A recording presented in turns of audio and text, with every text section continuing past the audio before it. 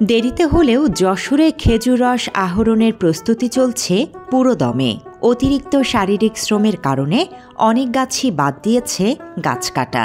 যারা টিকে আছে তাদের কাছে প্রযুক্তির ছোঁয়া না পৌঁছানোই চাহিদা বিবেচনায় আশানুরূপ উৎপাদন বাড়ানো সম্ভব হচ্ছে না। সকালে শিশির ভেজা পথ, দিনে হালকা গরম, আর সন্ধ্যা নামলেই টের পাওয়া যাচ্ছে শীতের আগমন। শীতের এই বার্তা ছড়িয়ে পড়তেই যশোরের খাজুরা এলাকায় শুরু হয়েছে খেজুর রস আহরণের প্রস্তুতি। ইতোমধ্যে গাছিদের ব্যস্ত সময় পার করতে দেখা যাচ্ছে গাছে চাঁচ দেওয়ার কাজে। খাজুরার মিজানুর রহমান প্রায় ২৫ বছর ধরে খেজুরের রস ও গুড় বিক্রি করে জীবিকা নির্বাহ করেন। বংশ পরম্পরায় পাওয়া এই পেশাই তার পরিবারের ৫ সদস্যের জীবিকার একমাত্র মাধ্যম। তবে সনাতন পদ্ধতিতে গাছে চাঁচ দেওয়ার কাজটি যেমন কষ্টসাধ্য, তেমনি আধুনিক প্রযুক্তির অভাবে উৎপাদন ও মানেও পড়ছে প্রভাব। গাছ উঠাতে দেরি হয়েছে, কারণ হচ্ছে বৃষ্টির জন্য আমরা গাছ উঠাতে পারিনি। আর এই দেরি হওয়ার কারণে আমাদের অনেক একটু পিছিয়ে গেছি। মনে করেন ২০ দিন পিছিয়ে গেছি। এই ২০ দিনে যদি আমরা আগে গাছ উঠাতে পারতাম তাহলে হয়তো আমরা প্রত্যেক দিন হচ্ছে ৪-৫ খান করে রস, এবারে ২০ দিনে এই রসগুলো আমরা পিছিয়ে গেলাম। গাছিরা জানিয়েছেন, রস ও গুড়ের দাম না বাড়লেও প্রতিনিয়ত বেড়ে চলছে নিত্যপণ্যের দাম। উপরন্তু বৈরী আবহাওয়ার কারণে গাছের উৎপাদনেও দেখা দিচ্ছে ঘাটতি। গুড়ির দাম হয়ে যায় কম, আমাকে তো লস এসে যায় ওই জায়গায়। এই জন্যই তো আস্তে আস্তে কেউ নতুন কোনো গাছই আসছে না। আমরা যে কয়টা আছি আনে না কাটলে নয়, তাই কাটতে হচ্ছে।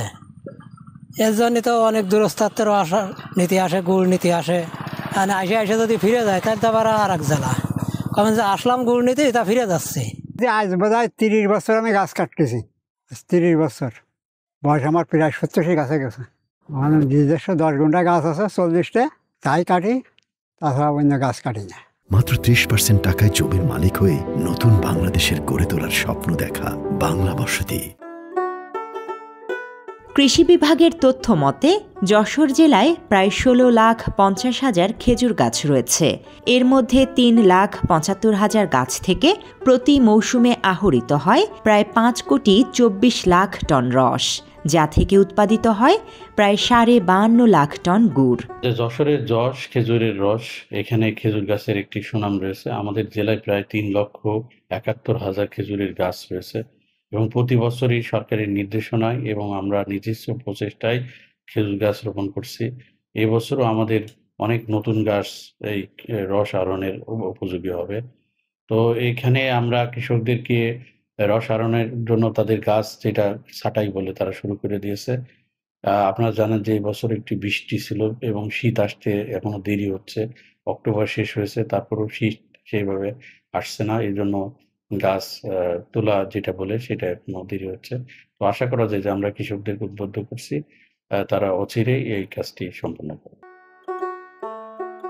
খেজুর রস ও গুড়ের ঐতিহ্য ধরে রাখতে ভবিষ্যতে আধুনিক চুলা, যন্ত্রচালিত গাছে ওঠার সরঞ্জাম এবং আধুনিক প্রশিক্ষণ দেওয়ার উদ্যোগ নেওয়া হবে বলে জানান এই কর্মকর্তা। গাছ কাটার জন্য যে গাছি আমাদের তৈরি হচ্ছে না, এই জন্য একটাই প্রবলেম যে এই বড় গাছ এবং গাছে ওঠার মতো লোক কিন্তু আগের মতো পাওয়া যায় না।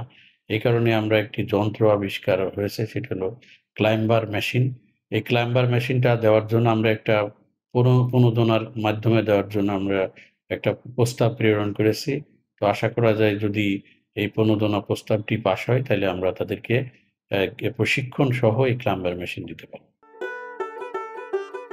গত বছর যশোর থেকে মধ্যপ্রাচ্য ও ইউরোপ সহ বিশ্বের বিভিন্ন দেশে খেজুরের গুড় রপ্তানি করা হয়েছিল। ওই মৌসুমে জেলার মোট রস ও গুড় উৎপাদনের বাজার মূল্য ছিল প্রায় ৭৫ কোটি টাকা। যশোরের গুড়ের খ্যাতি কিন্তু সারা বাংলাদেশে রয়েছে এবং বাংলাদেশ সহ বিভিন্ন বাইরে রপ্তানি হয়ে থাকে এবং এটি আমাদের জিআই পণ্য হিসাবে কিন্তু স্বীকৃতি পেয়েছে। Desk report, Bangla addition.